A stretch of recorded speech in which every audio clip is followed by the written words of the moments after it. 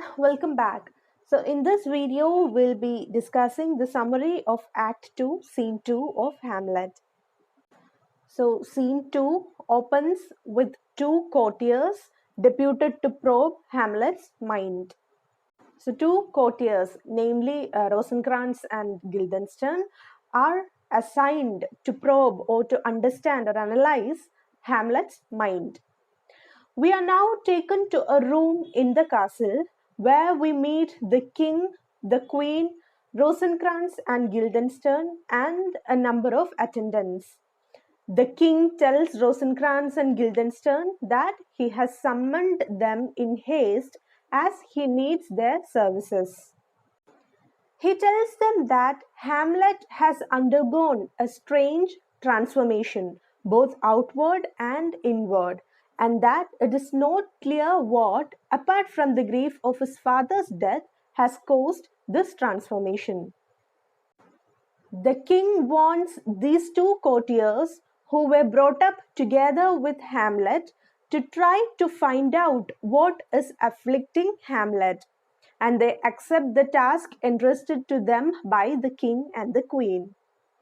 So Claudius wants to know what is really going on in the mind of Hamlet, what is afflicting his pain, what is the reason of his melancholy, his depression. And for that, he summons Hamlet's two friends, two childhood friends, Rosencrantz and Guildenstern, and asks them to find out the reason behind Hamlet's melancholy. And Rosencrantz and Guildenstern accept the offer by the king and the queen. When they leave, Polonius enters. He informs the king that Cornelius and Voltimand have returned from Norway with good news. So in a previous scene, we have already witnessed the king sending Cornelius and Voltimand to Norway with a letter to the king of Norway, asking him to, requesting him to restrain his nephew, young Fortinbras, from entering into a war with Denmark. So in this scene, Cornelius and Voltimand return from Norway with good news, meaning they have served their purpose. That is, the message has been conveyed, and the king of Norway accepted what Claudius had wanted. Polonius then brings the two envoys to the king's presence, and they communicate to the king the welcome news that the king of Norway has effectively restrained young Fortinbras from going to war with Denmark. Polonius's interpretation of Hamlet's madness. We're already aware with the previous sessions that Polonius is actually misinterpreting Hamlet's madness to be one out of love. He is under love sickness. That is a finding of Polonius. So Cornelius and Voltimand then leave, and Polonius tells the king and the queen his impression that Hamlet has gone mad, attributing this madness to his daughter Ophelia's rejection of Hamlet's love. He explains how he had forbidden his daughter to encourage Hamlet's advances and how she acted upon his advice. He also reads out one of Hamlet's love letters addressed to Ophelia. Polonius then suggests a device by which the explanation that he has given of Hamlet's madness can be confirmed to be true. He and the king will hide behind an arras, while his daughter will meet Hamlet in the lobby as if by chance. So Polonius tells the king and the queen that Hamlet's madness is because Ophelia has rejected his love for her. And to prove his point, he also reads out one of Hamlet's love letters to king and the queen, and then he suggests a plan by which they can find out whether Hamlet's madness is out of his love for Ophelia or not. So he proposes a plan that Polonius and Claudius, King Claudius, will hide behind an arras. An arras is a long tapestry. It is a wall hanging that is used as a decoration. So Polonius and the king will hide behind this arras, and Ophelia will be advised to meet Hamlet there, and they will spy on what they are talking about. Method in Hamlet's madness according to Polonius. So after having the plan to eavesdrop, the king and the queen leaves while Polonius lingers there. Hamlet enters.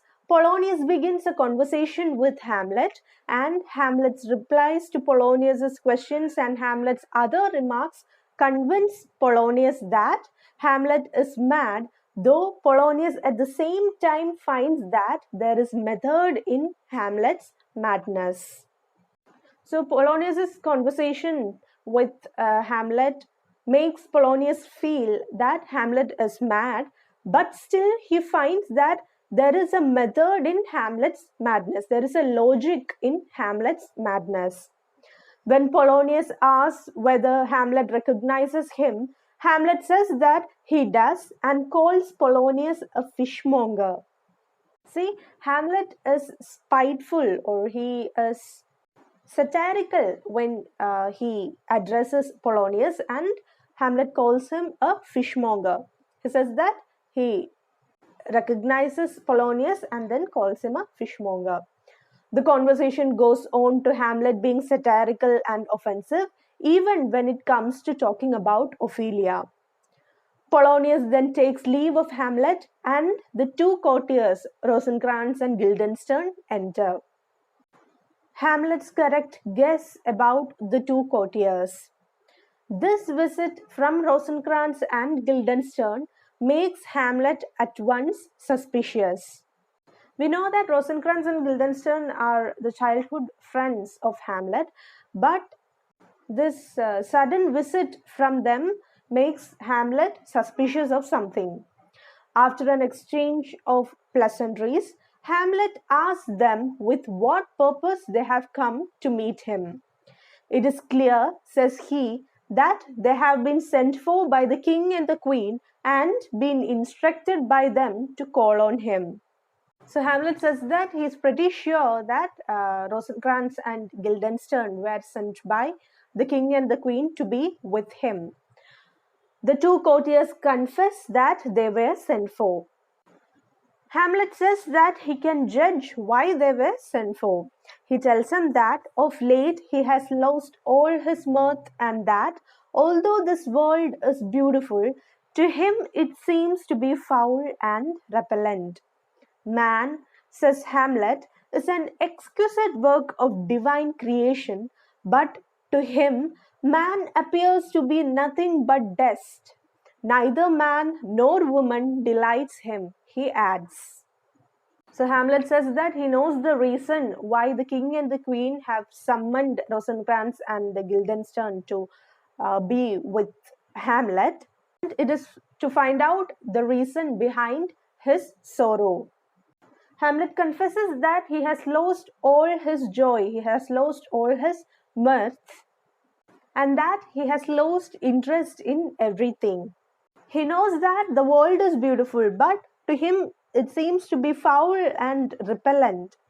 It doesn't seem attractive at all. And he also states that he is very well aware that man is an exquisite work of divine creation, but for him, man is nothing but dust. And he also states that neither man nor woman delights him. So he doesn't like the company of neither man nor woman. Rosencrantz says that in such a mood, Hamlet will not be able to enjoy the performance of the players whom they have engaged to entertain him, but Hamlet says that the players would be welcome.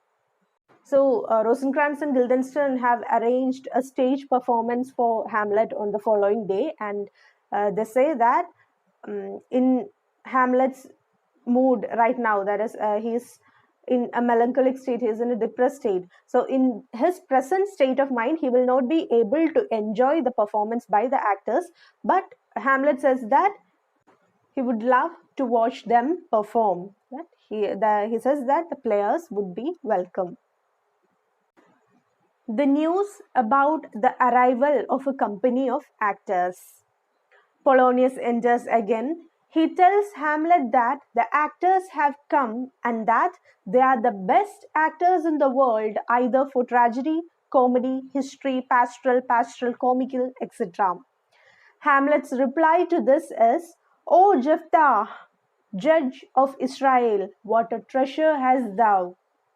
See, again, Hamlet is giving contradictory statement. When Polonius is speaking about something, Hamlet is speaking about something else. Polonius comes to let him know about the arrival of the actors, but Hamlet's reply to this is, O Jephthah, judge of Israel, what a treasure hast thou! So Hamlet admires Jephthah's treasure. He says that, O Jephthah, you have a very valuable treasure. On being asked by Polonius what treasure Jephthah had, Hamlet says that he had one fair daughter and no more, and that he loved that daughter very much. So the treasure that Hamlet was referring to was Jephthah's daughter. He had a daughter and she was his single child, and Jephthah loved her very much. Hamlet then addresses Polonius as old Jephthah. Polonius says that, like Jephthah, he too has a daughter whom he loves very much. But Hamlet refuses to believe that Polonius loves his daughter very much. So after the reference about Jephthah, Hamlet goes on to call Polonius old Jephthah. And believing that Hamlet is now out of his mind, Polonius says that he too has a daughter and he loves his daughter Ophelia very much. But Hamlet doubts that Polonius loves Ophelia. The actors engaged by Hamlet to stage a play. 4 or 5 actors enter. Hamlet welcomes them all and has a friendly conversation.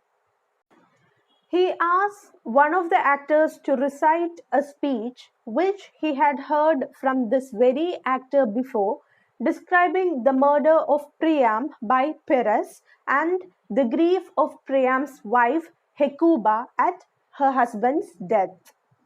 So Hamlet asks one of the actors whom he already knows to recite a speech about the murder of Priam by Pyrrhus and the grief of Priam's wife Hecuba at her husband's death. The actor declaims that speech with such deep feelings that tears come into his eyes. So the actor is completely transforming into the characters and he is having such deep feelings about the character. Hamlet then asks Polonius to see that the actors are properly lodged and fed because he has engaged them to give a performance on the following day. So Hamlet asks Polonius to make the actors feel comfortable and that he has engaged a play on the following day. Polonius and the actors, all except one, leave. So one actor remains on the stage and all the others leave. Hamlet asks the actor who has been detained by him whether his company can perform the play called The Murder of Gonzago, to which the actor agrees. Hamlet asks him to arrange the performance of that play on the following night, telling him that he would insert in the play a speech of some dozen or 16 lines, which he would have to memorize in addition to his usual speeches in that play. So Hamlet asks the actor whether his troupe can perform the play called The Murder of Gonzago, and when the actor agrees to that, he says that Hamlet would give him a couple of lines to memorize and it should be inserted into the play The Murder of Gonzago, and the actor agrees to that too. Hamlet's decision to catch the conscience of the king.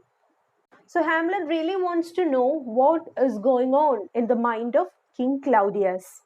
So left alone, Hamlet in a soliloquy reproaches himself in strong terms for not having made any move so far towards avenging his father's murder by Claudius.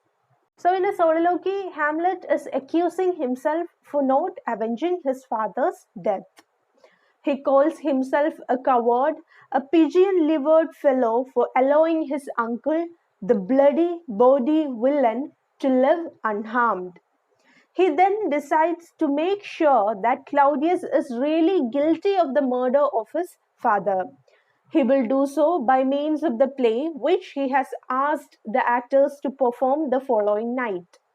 So before acting out his revenge, Hamlet has to make sure that the king, the present king, King Claudius, is really guilty of the death of his father.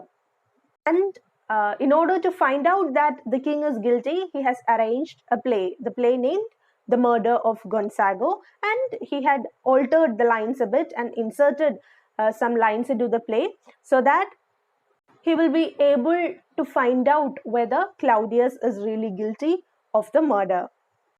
In that play will occur a scene showing a villain murdering his brother, a king, and then marrying the widow of his dead brother.